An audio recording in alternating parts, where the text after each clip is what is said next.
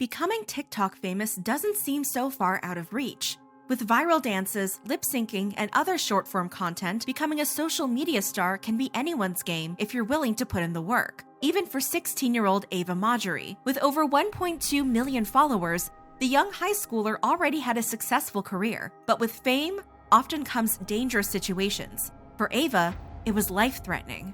I didn't think we were making it out of it. Safe spaces like school were no longer inviting. I was terrified. I took myself out of many things that I love. And those who once supported Ava became her worst nightmare. It got to the point where it was kind of taking a bad turn that just got creepier and creepier as time went on. Who was following Ava? And why did they show up at her home? Petitions have been made and a court hearing was scheduled. Why was Ava Marjorie in danger? And where is she now?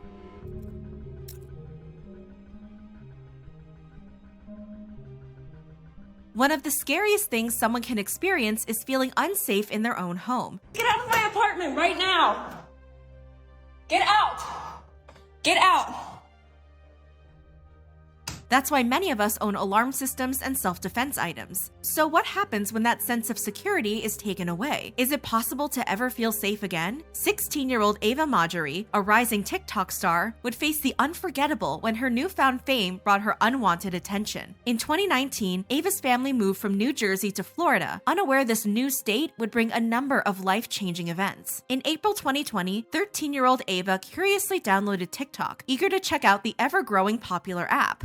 The former high school soccer player caught the attention of TikTok users by lip-syncing to popular songs and following fun dance trends. Her success was almost instant, and now she's gained over 1.2 million followers. According to the New York Times, she's earned thousands of dollars in sponsorship deals and has gotten noticed by reality TV producers. Ava's father described her as a go-getter, explaining how she's always had entrepreneurial skills. Her father said when a classmate took interest in a sticker she designed for her laptop, Ava began to sell the stickers, netting herself a profit of nearly $700. So, making a living off TikTok came naturally to Ava. Oh, I'll do $1,000 for one video on your main account. And I'll be like, oh great, I have 2 other accounts that are different types of people on there, Ava told the New York Times.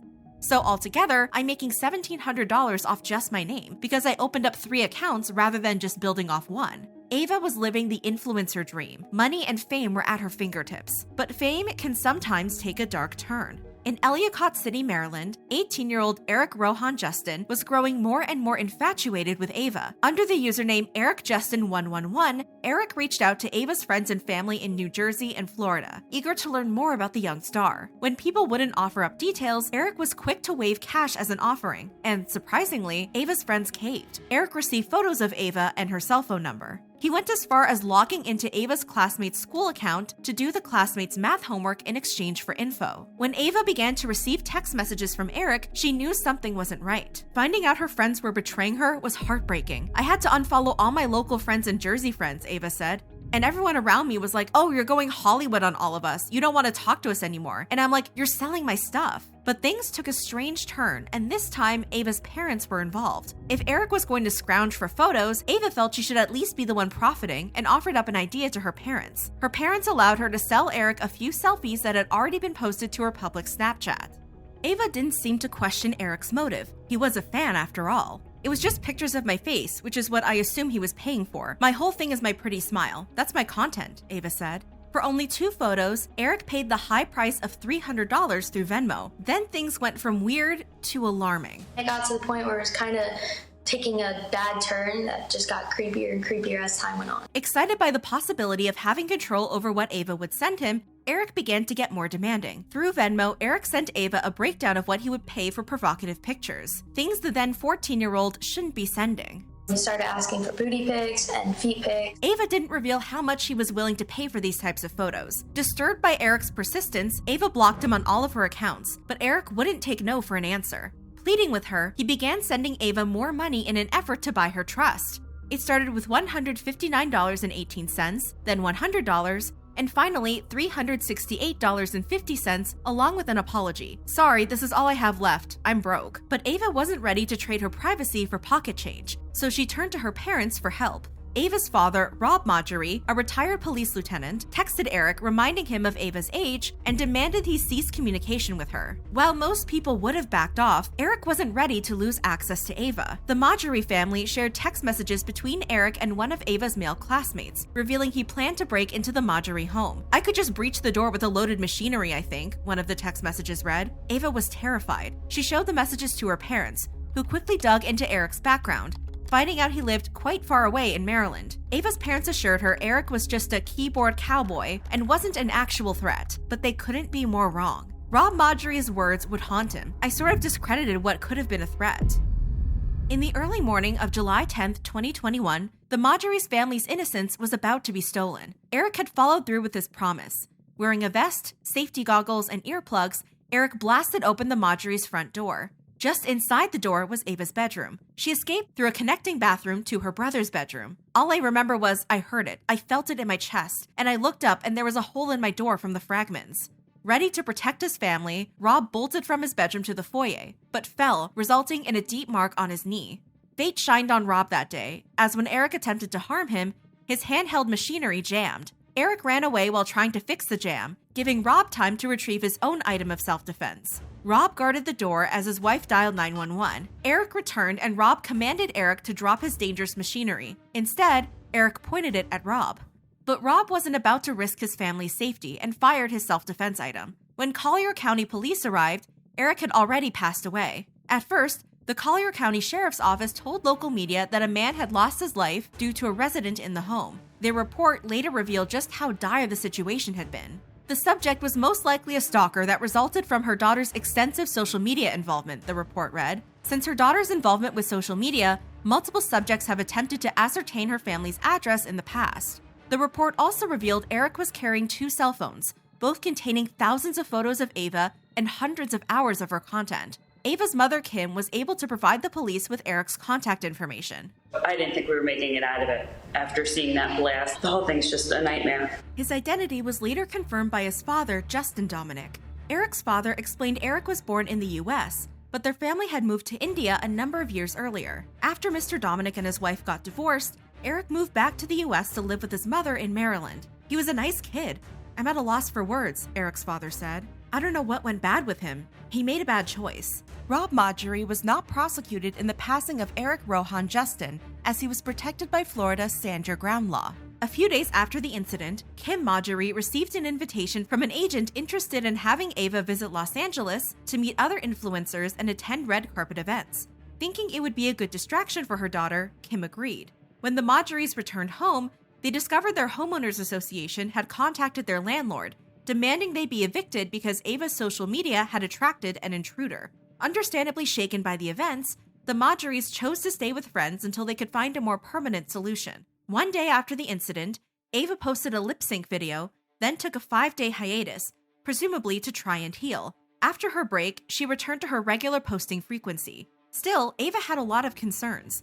Her main one being that if her followers found out what happened, they could blame her or turn the situation into a contest and try to one-up Eric. And blame Ava they did. Ava tried to defend herself and her parents with an explanation. "I sold 2 to 3 Snapchat photos to the assailant for $5 over a month before the attempted ending of my family. I did so because I thought it would get him to stop messaging me and my friends. When he asked for explicit content, I blocked him. My parents and I did not know at that time that he was a stalker." Ava explained her parents insisted she get rid of her social media after the incident, but she told them not to force her to give up all that she built and let the assailant stop her from doing what she loves. Ava also told the New York Times she believes continuing to be present on social media could bring awareness to the dangers of online stalkers. But the nightmare wasn't over yet. In early August 2021, Ava began receiving messages on Venmo from a man calling her baby girl. He promised her $1,000 a month if she gave him her phone number. Her parents were disturbed to find the man's name matched the name of a registered offender who had previously been arrested for indecent activities with a 14-year-old girl. Ava also had concerning issues in her offline life. The classmate who had been in contact with Eric still attended high school with her. In December, Ava confessed to her parents that the classmate was acting in an alarming way by following and watching her. Immediately, her family went to the school, reporting the student for his actions. A few months later, Ava was sent a video of the classmate using a handheld item in a target range. This was all too familiar. Ava couldn't handle the anxiety and withdrew from school, turning to virtual learning. A petition was filed in Collier County Circuit Court seeking protection for Ava from her classmate. The hearing was set for February 28, 2022, and Ava was set to testify. Ava has acknowledged how much the situation has affected her, revealing she had doubts about continuing her career. But after some thought, Ava said she realized all the benefits from her career, explaining, "Most people would say the money, and yeah, it's a huge benefit, but it's the experience. I got to go to LA, the people that I met, just being able to make other people smile is what I like. The enjoyment of seeing the impact I made on some people's lives." Making content was still exciting for the young star. I'd post the video at night, close my eyes, and in the morning it was exciting to see how many views I got. The most important thing to Ava's parents was her healing. In January 2022, Rob Marjorie filed a stalking complaint against the suspicious classmate. During her testimony, Ava described how her classmate followed her around school and would even show up at meetings for the girls' soccer team that Ava happened to be on. I was terrified. I took myself out of many things that I love. I modified my schedule so I couldn't see people. I took myself out of soccer as we were in states mid-season so that I could avoid being around him. And on top of what happened with Eric, the situation was all too much. It was terrifying and I felt extremely unsafe where I was, and as I was, I have nightmares here and there about everything, the whole situation. I'm scared to go alone at night. But back when Eric had still been a threat to Ava, one of the only people she could turn to for information was her classmate, who she knew was in contact with Eric. The classmate would send her photos of their conversations, with one including Eric telling the classmate he wanted to SA Ava. The boy's attorney argued this was proof that he was trying to help Ava, not stalk her. The hearing lasted an hour and a half, and the judge deliberated for 10 minutes before deciding to dismiss the case. Outside of the courthouse, Ava found a silver lining in the disappointing decision. Although today didn't go as we wanted it to, I'm glad I got my truth out and our story was told. As for the future of her social media, Ava stayed strong. "I'm not going to let one negative thing stop me from doing what I love," she said during her testimony. And while her parents supported whatever their daughter wanted to do, they did issue a warning to other parents about the dangers of unsupervised social media access, stating, "We implore local authorities to take this frightening ordeal seriously and parents to encourage their children to report suspect activity on social media and not be complacent, or worse, complicit, in threatening behavior that too often leads to tragedy." Social media has made it easier than ever to find out just about anything about anyone, with birthdays in our bio, tagged locations in our photos, and favorite things all shared in one place. A space meant for fun can sometimes get in the wrong hands. Luckily for Ava, her brave family saved the day, and with perseverance, Ava is back to doing what she loves most. This is the story of Ava Marjorie, the girl who risked her life for her TikTok career.